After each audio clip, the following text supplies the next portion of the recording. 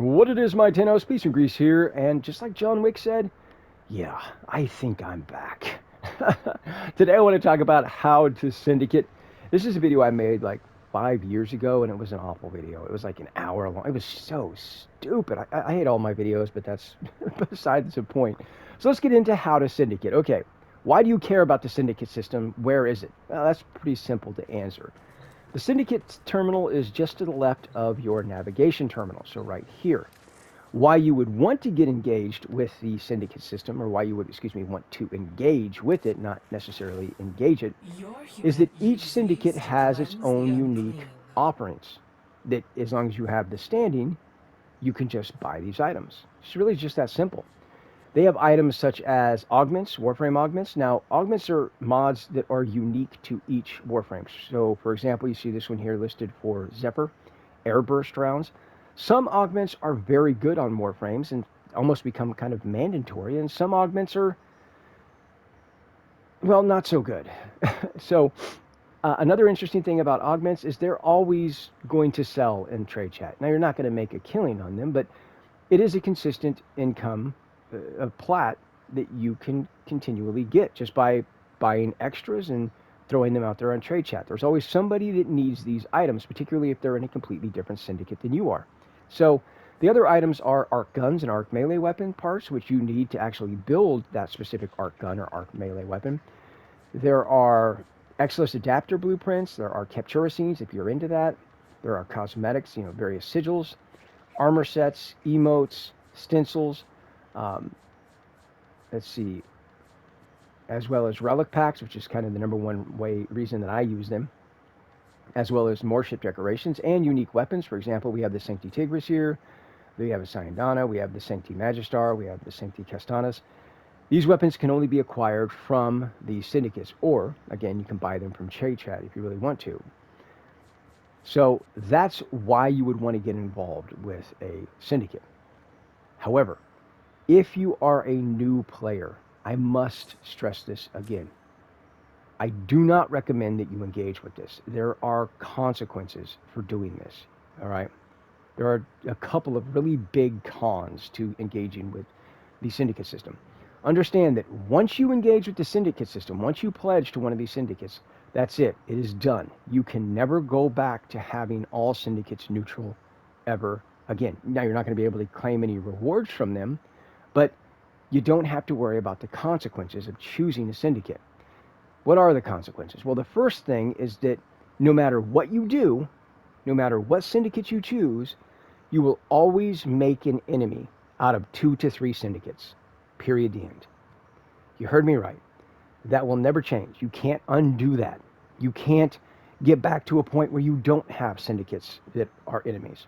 You will always have at least 1 to 3 syndicates that are an enemy at all times. And for as long as you play this game, you will always have the consequences. The first consequence for having syndicates in the negative is that they will randomly send kill squads after you. Yeah, no, you heard me right. You see, the Warframe, as I said already, syndicate system is more complex than a game like Destiny. Um, Destiny 2, even their faction system was basically kind of an event that you just chose a faction, right? There's more complexity to this syndicate system. So again, they will randomly send kill squads after you. And it's completely based on RNG. They'll send you a nasty message, say, yo, you effed around and found out, and they will drop a kill squad right on top of you in the middle of a mission. There are times when I would play the game for a week and I would never see a kill squad. Then there are times when I would play the game for a day, and 2 to 3 missions back to back, I would get hit with a kill squad. So you'll never know when, you'll never know where, completely based on RNG. And yes, if you're a new player, these kill squads, they will drop you on your ass. Yeah. So that is kind of a bad thing, obviously, particularly if you've already burned through a couple of revives and you're doing missions solo, to have a kill squad dropped on your ass. Yeah, that could potentially fail a mission for you if you're not careful. That's one of the cons. But that's not even the biggest con here. The biggest con is you just don't have the pockets for it.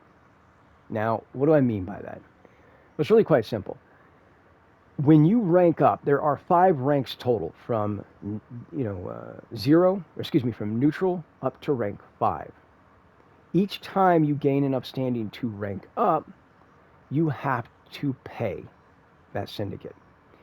Now, that is going to consist of credits, which is the in-game currency. It's going to consist of things like Orokin Catalyst, Orokin Reactors, Forma. It's going to include things like a Prime Weapon part, as well as a Prime Warframe part. And you have to build these, which means it's going to cost you even more credits and resources to build them, and then you just throw it away by giving it to a syndicate. Yeah, and you have to do this for each syndicate. And I'll give you a quick example here. To go from rank, neutral up to rank 0, it's going to cost you 10,000 credits, and it's going to cost you some type of a resource like alloy plate, like 500 alloy plate, for example. To go from rank 0 to 1, it's going to cost you 30,000 credits into resource. To go from rank 1 to 2, it's going to cost you 50,000 credits in something like a Forma, usually. Could be an Orokin Catalyst or Reactor. Then to go to rank 2 to 3, it's going to cost you 100,000 credits, something like an Orokin Reactor. From rank 3 to 4, it's going to cost you 250,000 credits, as well as typically like a Prime Weapon part.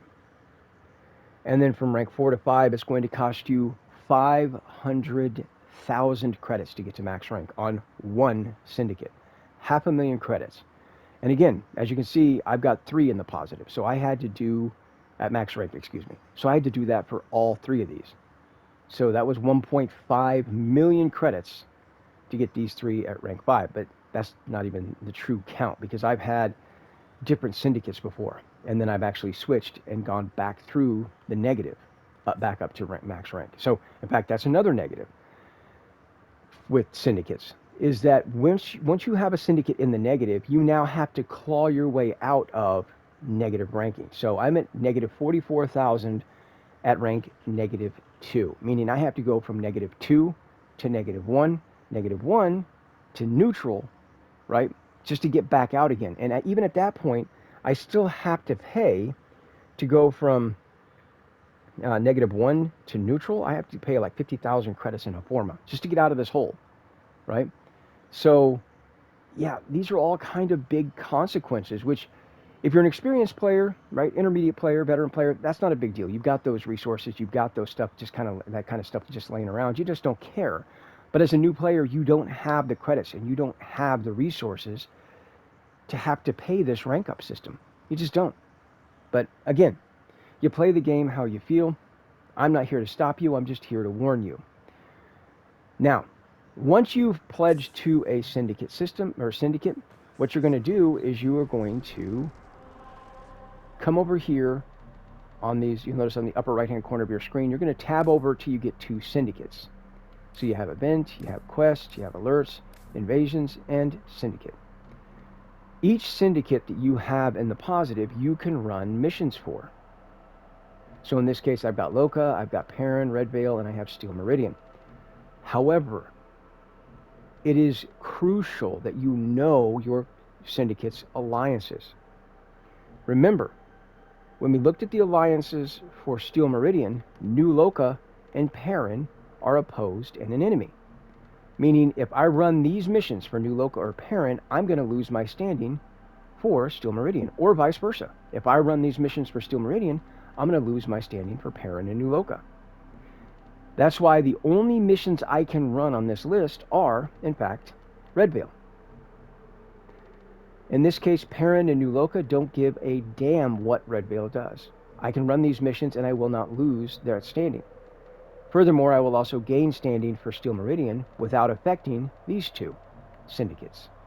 That's why knowing those alliances are so crucial anytime you do something, because if you've ever wondered, well, why do I keep losing standing for my faction when I'm trying to gain standing to rank up? Well, it's probably because you're running the wrong missions, because these alliances are crucial to know before you run those missions. So there you have it. That's the syndicate system in a nutshell. Pros and cons. Hopefully that helps you out. And hopefully if you're a new player, I was able to stop you before you got involved with the syndicate system, because unfortunately, you can't go back. You can never go back, right? So Feel free to put down any questions, comments, thoughts down in the comment section below. And until next time, peace out.